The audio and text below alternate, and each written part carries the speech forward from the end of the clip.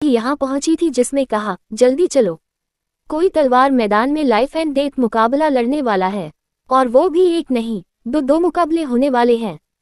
मंदाकिनी की बात सुनकर सीतेश ने गंभीर आवाज में गर्दन हिलाए और कहा, मैं बस पिता और अभिलाषा से मिलकर आता हूँ। इतना कहकर वो आगे बढ़ने ही वाला था कि मंदाकिनी ने उसे रोकते हुए कहा, रोको, अब जरूरत नहीं है, पूरा तलवार विभाग वहां पहुंच चुका है, हम भी जल्दी से वहां पहुंचते हैं। उसकी बात सुनकर साइटिस के मन में भय की लहर दौड़ गई। कुछ अनोखी की आहट से वो धीरे से चलने लगा। बीच रास्ते में उसकी मुलाकात मियांग और मयूरी से हुई। दोनों को देखकर हितिज ने चिंतित भाव से पूछा, क्या तुम दोनों ने कहीं स्मिता को देखा है? मियांग ने उत्तर दिया, नहीं, लेकिन इतना पता है कि वो तलवार विभाग में ट्रेनिंग कर रही है। मयूरी ने कहा, मैंने उसे आज सुबह तलवार विभाग की ओर जाते देखा था। वो कह रही थी कि शायद आज शाम तक वो दूसरे साल में प्रवेश करके तुम्हें सरप्राइज भिजवाने वाली है। ये सुनकर हितिज का चेहरा खिल उठा। उसकी खुशी साफ झलक रही थी, जैसे कोई अपनी चिंताओं की परवाह करता हो। हितिज को इतना चिंतित देखकर मियांग घबरा कर पूछा, क्या हुआ ऐसा हितिज? इतनी चिंता में क्यों हो? हितिज ने गर्म आवाज से उन्हें कहा, अभी बताने का समय नहीं है, लेकिन जल्दी चलो और स्मिता को ढूंढ कर लाओ। उसकी घबराहट को देखकर मियांग और मयूरी भी तड़पते हुए आगे बढ़ गए। हितिज मंदाकिनी भी अब चिंतित नजर आने लगे थे। हितिज के चेहरे पर किसी बड़े संकट की आहट थी। थोड़ी दूर आगे बढ़ने पर उसके आतंक की धुएं के शब्द मनप्रिया में गए। ये सुनकर पूछता थोड़ा सा पूछा, अरे हितिज, तुम्हें भी लाइफ एंड डेथ मुकाबला देखने का इतना शौक चढ़ गया है? उस दिन से हितिज ने सीधे सवाल कर दिया, तुमने कहीं अभिलाषा को देखा है? शम ने कहा, कई दिनों से तो वो मुझे दिखी ही नहीं।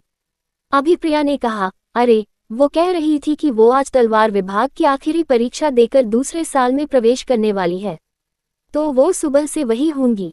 भाई, ढूंढूं उसे। ये सुनकर हितिज ने गंभीरता से कहा, लेकिन तलवार विभाग के सारे विद्यार्थी और आज सारे तो यहाँ मौजूद हैं। प्रिया ने कुछ सोचते हुए कहा, फिर तो तय है कि वो इन सभी की भीड़ में ही कहीं होंगी। हितिज ने चिंतित स्वर में कहा, तो फिर जल्दी से उन्हें ढूंढो। प्रिया ने उनकी बात को दोहराते हुए पूछा, क्या हुआ है? कुछ तो बताओ। हितिज ने फिर वही बात दोहराई जो मियांग को कही थी, नहीं, जब अभिलाषा को मेरे पास लाओगे तब बताऊंगा। ये सुनकर मियांग और शम को समझ आ गया कि जरूर कुछ गड़बड़ है और तुरंत अभिलाषा की तलाश में लग गए। कुछ दूर चलने के बाद हितिज की मुलाकात का जीतेहा श्रेया, प्रज्वलिका और राधिका से हुई। पांचों आगे बढ़ रही थी, लेकिन जब हितिज को ये खत्म हुआ, राधिका ने पीछे पलटते हुए कहा, हितिज भैया यहीं पर हैं। काजी ने उसकी बात पर भी लगाते हुए कहा, नहीं, ऐसा हो ही नहीं सकता।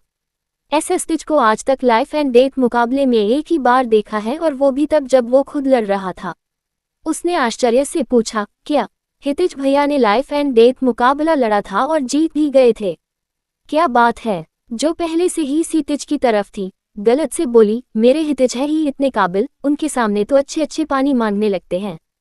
प्रिया ने मुस्कुराते हुए छेड़ दिया, अरे, जो हितिज भैया को तुम्हारी मोहब्बत का सारा राज खोल देती होगी।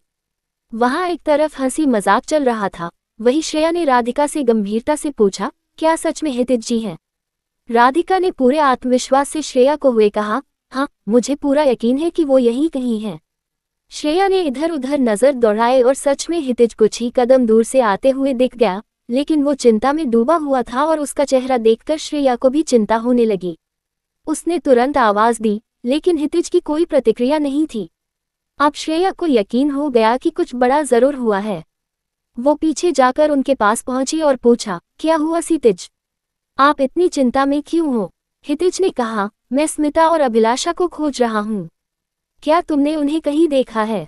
श्रेया ने सिर न में हिलाया और तुरंत बोली, कहीं नहीं, लेकिन अगर तुम्हें मिलना है तो अभी खोजती हूँ। इतना कहकर उसने पास खड़े एक लड़के को जोरदार धक्का लगाया और कहा, सभी विद्यार्थियों से कह लो कि दोनों चुड़ैलों का आदेश है, स्मिता और अभिलाषा जिससे भी दिखे तुरंत संदेशा भेजें। ये विक्रम देखकर हितिज चौंक गया। उसने फिर से पूछा, क्या सच में इसलिए कि काम करेगी? उसका सवाल पूरा भी नहीं हुआ था कि वही लड़का दौड़ता हुआ आया और हौंफते हुए बोला, आज जो दो लाइफ एंड डेथ मुकाबले होने वाले हैं उनमें वही दोनों खड़ी हैं।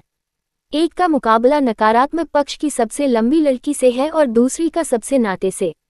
ये सुनते ही इन दोनों में से मुकाबले की ओर दौड़ पड़ा। बाकी सभी साथी दौड़ पड़े। आज उनकी रफ्तार को कोई ढूंढ भी नहीं पा रहा था। श्रेया और राधिका तक उनकी गति के सामने पीछे रह गई। श्रेया जो थोड़ी दूर थी, उसकी गति देखकर दंग रह गई। वो बड़बड़ाए, सीतिज भैया की रफ्तार किसी बलीसर के योद्धा की जैसी है।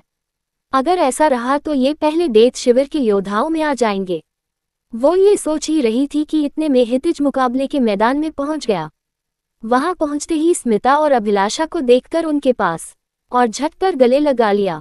दोनों की आंखों से आंसू गिर रहे थे। उन्हें वो उसे देख रही थी। बारी बारी दोनों की आंखों से आंसू धुल रहे और भावुक होकर कहा कि क्या कर रहे हो तुम दोनों।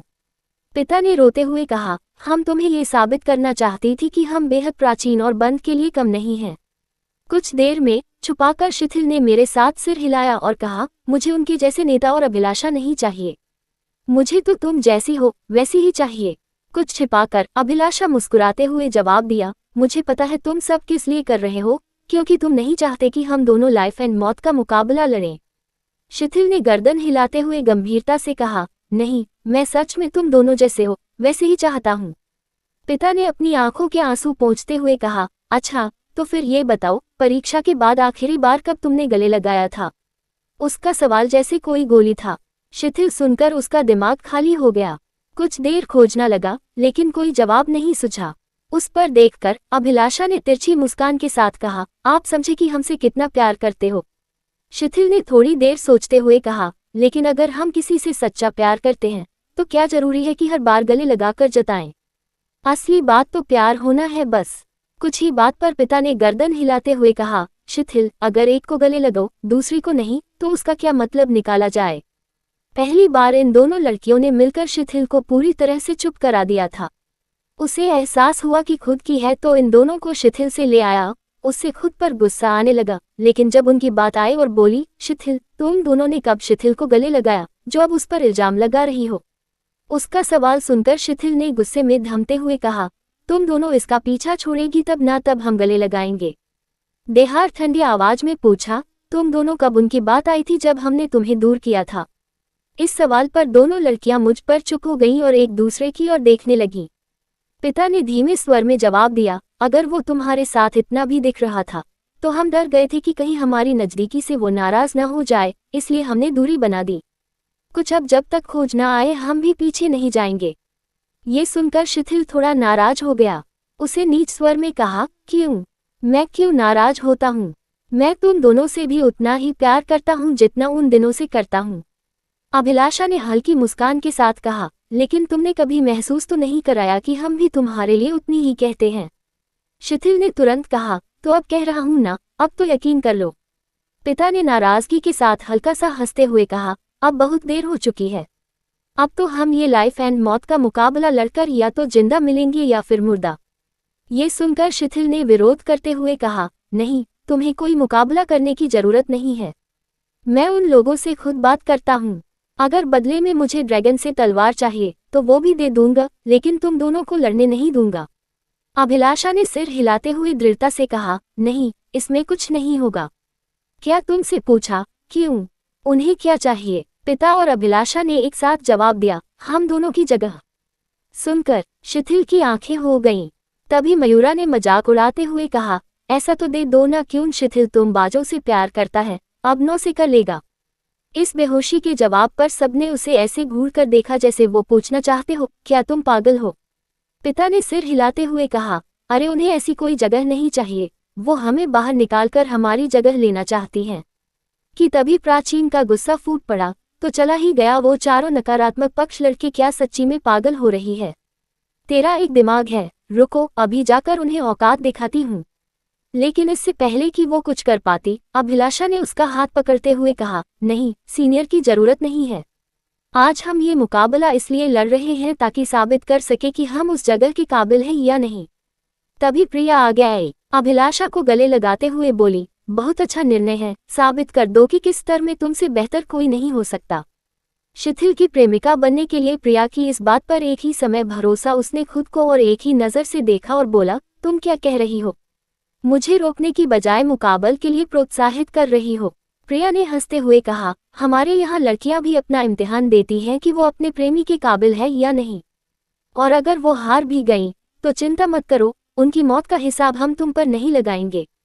फिर से गर्दन हिलाते हुए कुछ कहना ही चाहता था कि सभी नकारात्मक बच्चे की सबसे ऊंची और सबसे नाजुक लड़की की आवाज आए, अब तुम दोनों बस यूं ही शिथिल को गले लगाकर रोती रहोगी या मुकाबला भी करोगी। सुन के धीरे में कई लोग हंसने लगे क्योंकि वहां पर नकारात्मक बच्चे लोग जा रहे थे।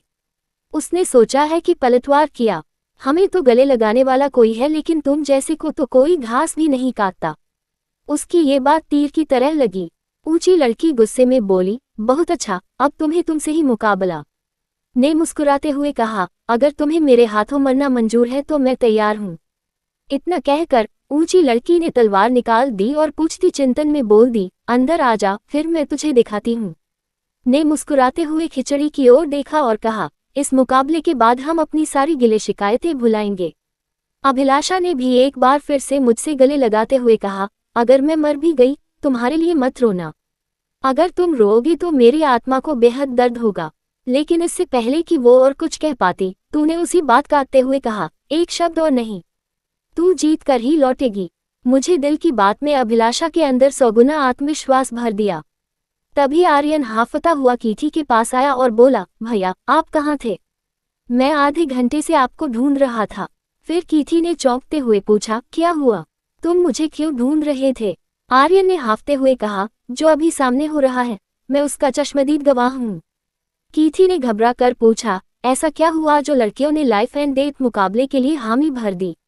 आर्यन ने कहना शुरू किया, मैं दूसरे साल के लिए जब तलवार विभाग में पहुंचा तो वहां पहले वर्ष के वर्ग में भारी हंगामा देखा। आगे पहुंचा तो देखा वेता और अभिलाषा को नकारात्मक पक्षी लड़कियों ने घेर रखा था। जानबूझकर उन्हें चिढ़ाया जा रहा था। वे कह रही थी, तुम दोनों किसी के लायक नहीं हो। वो तो बस तुम्हें बूझ की तरह ढो रहा है। अगर उसकी जगह कोई और होता तो कब का छोड़ चुका होता। तूने ही देखा राजी और सेहा कैसे उसके आगे पीछे मंडराती हैं, जैसे तितलियां फूलों के आसपास मंडराती हैं। तो फिर नकारात्मक पक्षी लड़कियों को उसी घमंड का सही जवाब दे पाएगा या फिर वेता और अभिलाषा अपने अस्तित्व और प्यार की सच्चाई को साबित कर पाएंगे, या फिर यह मुकाबला उन्हें उनसे हमेशा के लिए दूर कर देगा।